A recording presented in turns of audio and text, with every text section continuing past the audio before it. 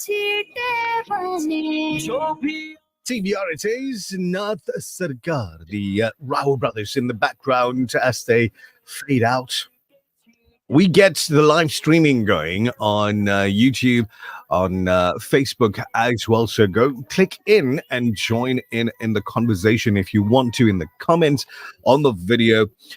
Power and energy expert VALLY PADAYACHEE on the program this morning. Eskom's 36% tariff increase request is the topic of conversation. Now, you don't have to speak for everybody. You don't. Just for yourself and your family, your home, your personal budget. If you think about it for just a quick second, can you budget 36% more for Eskom? The Breakfast Rush. The Breakfast Rush, brought to you courtesy of the Willowton Group, at the forefront of innovation, and one of the leading competitors in the South African FMCG market. There's nothing quite like the taste of a traditional family meal, and at the heart of every great dish is a key ingredient that brings it all together. That ingredient is Sunfoil pure sunflower cooking oil, made from only the finest sunflower seeds. It's a perfect way to enhance the taste of your family's favorite foods.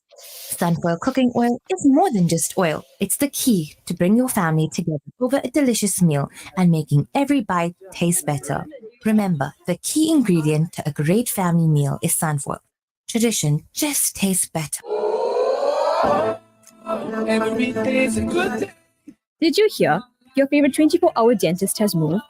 Crown Dental Studio, offering everything your smile needs, from general to cosmetic dentistry. Female practitioner now available upon request. Call us on 081 207 8621 to schedule your next appointment. Or visit our new studio at 26 McCuton Avenue, Durban North. Crown Dental Studio, your 24-hour dentist. The Breakfast Rush, brought to you courtesy of the Willowton Group, at the forefront of innovation, and one of the leading competitors in the South African FMCG market. Assalamu alaikum. If you just tuned in, just jumped onto the video as well. Welcome to you. Welcome to Radio Al Insar's Breakfast Rush. Eskom's proposed electricity tariff increases for the next 3 financial years have gone out for public comment. The power utility wants to hike up tariffs for direct customers by around 36% next year, then by 12%, and then by 9% in 2027 and 28 financial years, respectively. Following an almost 13% hike this April, the proposed proposal courted significant controversy with a petition launched by the Democratic Alliance to try and block the hike.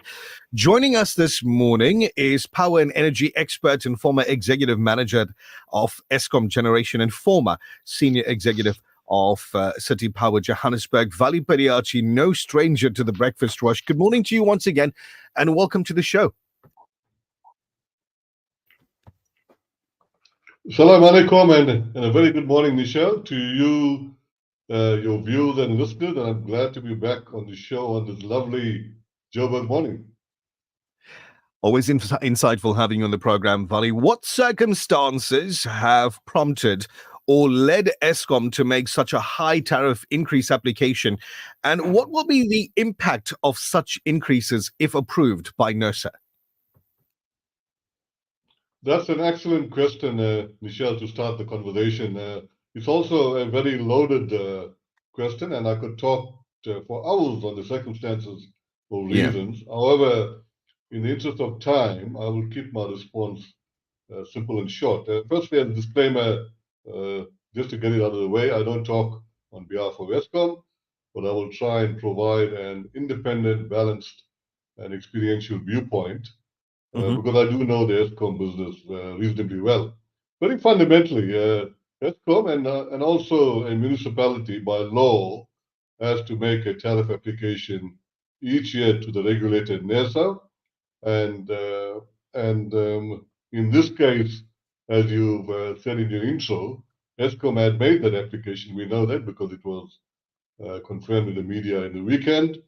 And so Eskom is now waiting for the NERSA process to unfold, and just to be more specific, they made an application for inter alia a acceptable revenue regime to keep the business afloat and for an efficient, cost-effective tariff increase.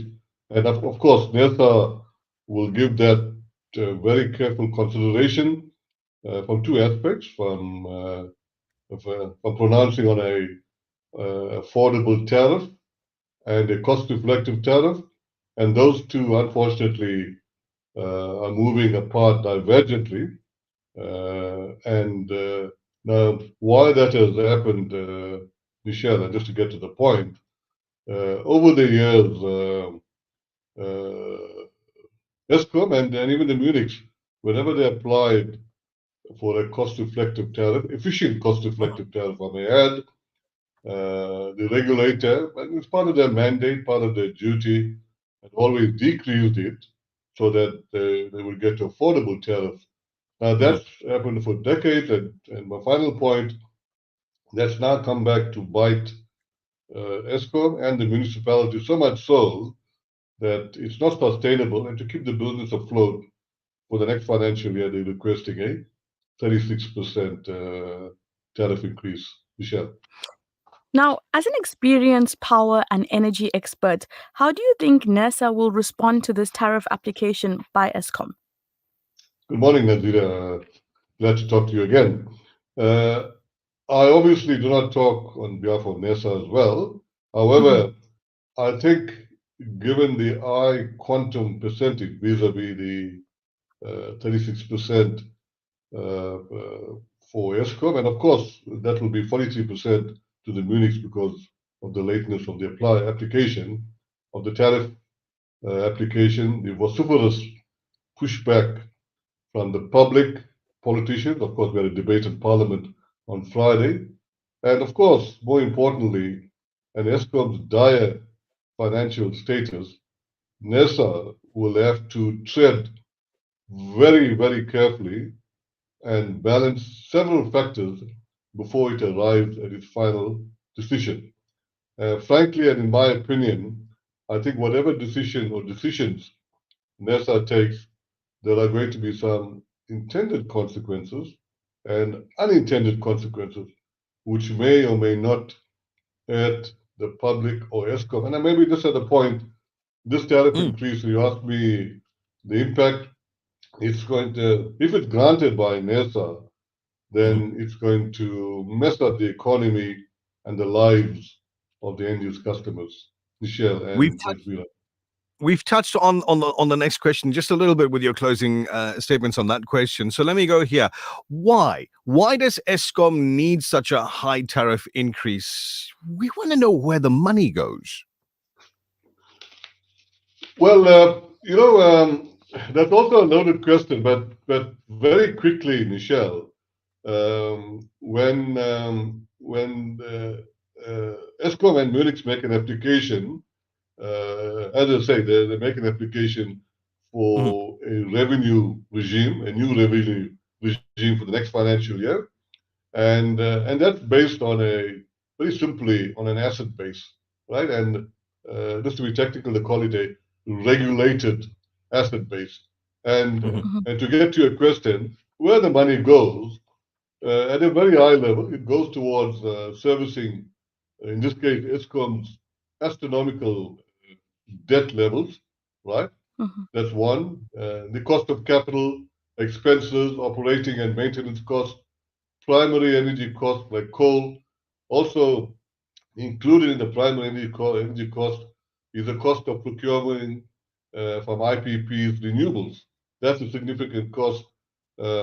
Integrated demand management, service quality. So there's a whole list of sort of parameters where the tariff increase that Eskom is asking for will contribute to, Michelle.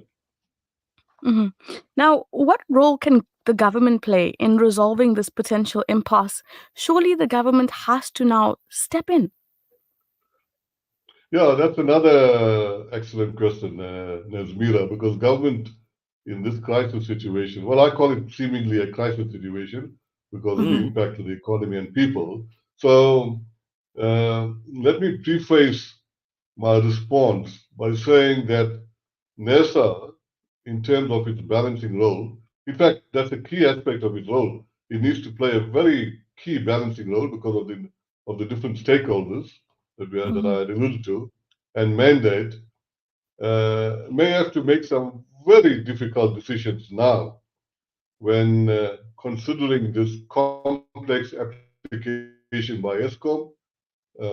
Invariably, NESA always, as I mentioned, historically awarded a far lower average cost reflective tariff to ensure an affordable tariff for the general public and industry and commercial customers.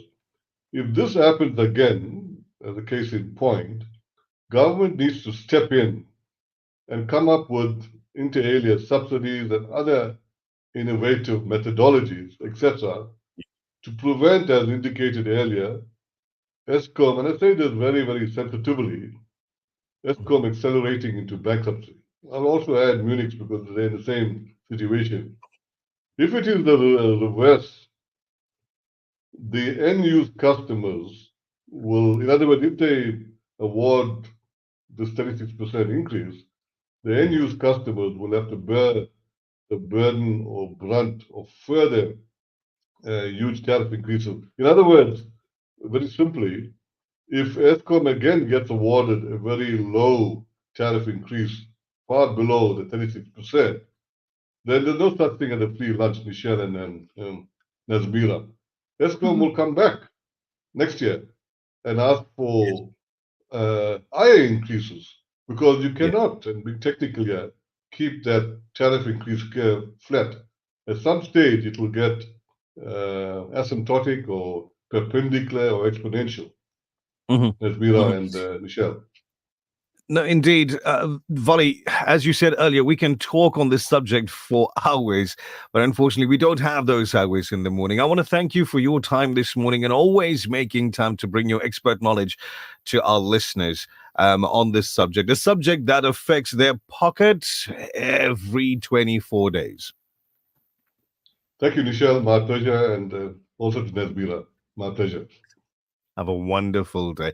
That was power and energy expert and former executive manager of Eskom Generation and a former senior executive of City Power Johannesburg, VALLY PADAYACHEE.